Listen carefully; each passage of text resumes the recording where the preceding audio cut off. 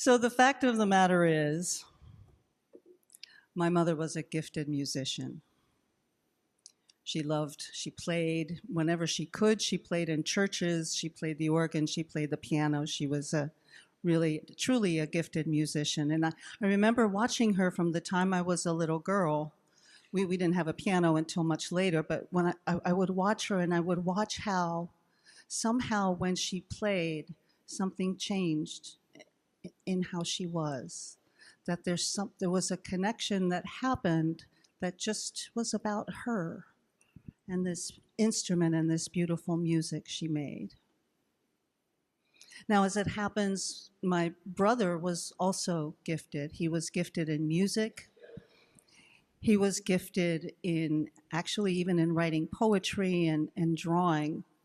Now, have to say, I was really, really, really happy when he stopped trying to learn the viola and switched over to guitar, because that viola was getting on my last nerve. But anyway, I would watch him too. He was younger than I was, and in those days it was all, vinyl and record players and stuff, and we had like 3 records, Jimi Hendrix and Carlos Santana, and he would sit in front of the record player, and that same thing would happen. He would seek to duplicate the beautiful guitar, and again I would watch him, and there would be something happening between him and creating that music.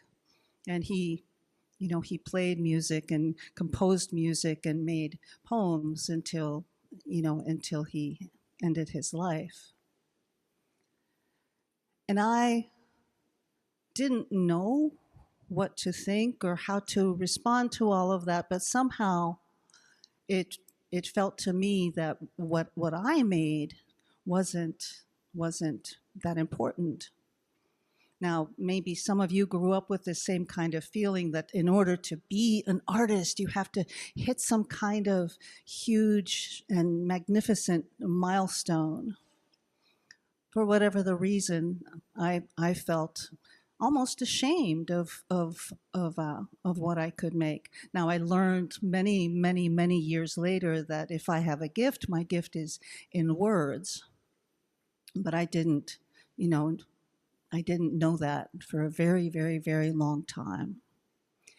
And then as a mom of young children, we homeschooled for a period of time, for several years, as a matter of fact. And it was fantastic because we did a lot of experiential things, and we made so many things together. We made quilts, and we made costumes, and we made greeting cards, and we made things with model magic, and we made raised beds that would not pass muster at any carpentry kind of class. But we made raised beds, and we made gardens, and we grew things. And somehow during that time, I began to, make peace with this thing, that art doesn't have to be this worthy of a Gothic cathedral, but that art is something where that connection that I had seen between my mother and her piano and my brother and his guitar, that connection was what mattered. As we ended our homeschooling, my children were in high school, and they were doing, different kinds of things. And I think in part because of that small way in which I had begun to allow my own creativity to be what it is, I found my way to ministry. Something in me opened to the possibility of putting whatever gifts I have at the service of the world around me. And I share that because we may all have different stories about who we are or who we are not as artists.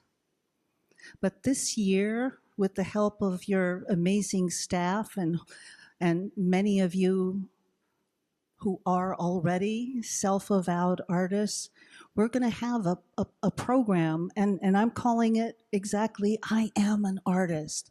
And every month there will be a session after the service, normally at the beginning of the month, where you, your friends, your family, community members, everyone will be invited to come and explore a form of creativity, a form of being an artist. And the main rule is going to be no judgment, no self-judgment, no templates you have to be duplicating, but rather just experiencing together the spiritual practice of making art in community. And our first session coming up in a couple of weeks is going to center on creative writing. The session we're doing in October will be me, and it will be a session on making protest posters.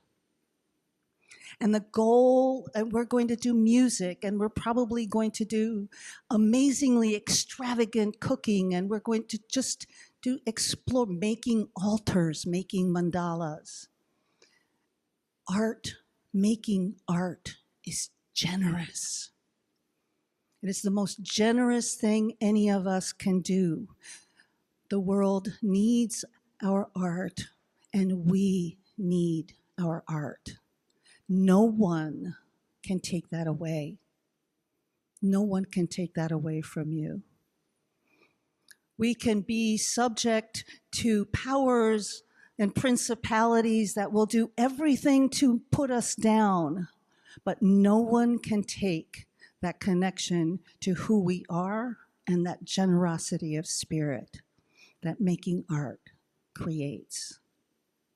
I hope that some of you will help me make shelves or something around either the sanctuary or the coffee room where, if we wish to, we can show and enjoy and exclaim and not say, oh, that's really good, but maybe we can say, your art makes me smile, thank you. Get the difference? Right? How many times have you been told, oh, that's pretty good? And your heart kind of sinks. But no, that's me. You're telling me whether I'm good enough. Art strengthens us. I could talk about neuroscience, but maybe for another time.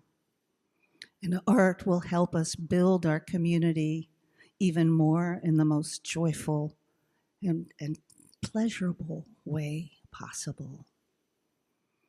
So I invite you to get as excited as I am already, and as the folks here who have already said yes, because I told everybody I could reach, hey, what do you think? Is this a good an idea? And am I right? Everybody said, oh yeah.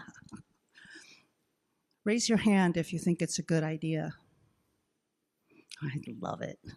Now that was a risk, I just want you to know, but I could have closed my eyes now. Yeah, so this is a big year. Every year is a big year for a congregation. You have an incredibly dedicated staff. We've been working for months to make this year the best year ever. I am so excited and proud and privileged to be here with all of you. Amen. Ashe. And blessed be. So we're going to share a water communion. And I'm going to tell you a little bit of a story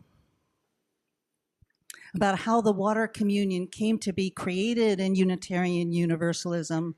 And many of you know this story, but it's really worth repeating. And the story is this, that two Unitarian Universalist women, including Carolyn McCabe, who composed The Spirit of Life, which we heard in today's service, they were invited to create a worship service for other Unitarian Universalist women. And they decided that they wanted to create a new ritual. And these are the words they used. They wanted to create a ritual that spoke to our connectedness to one another and to our place on this planet. They wanted to include a particular symbol that would specify women's spirituality. And they chose water. And they said this: all life comes from water. It is the womb of life. So, dear friends, I invite you to come forward to our beautiful communion table. There are many pitchers of water. I invite you to pour some water into any of the bowls.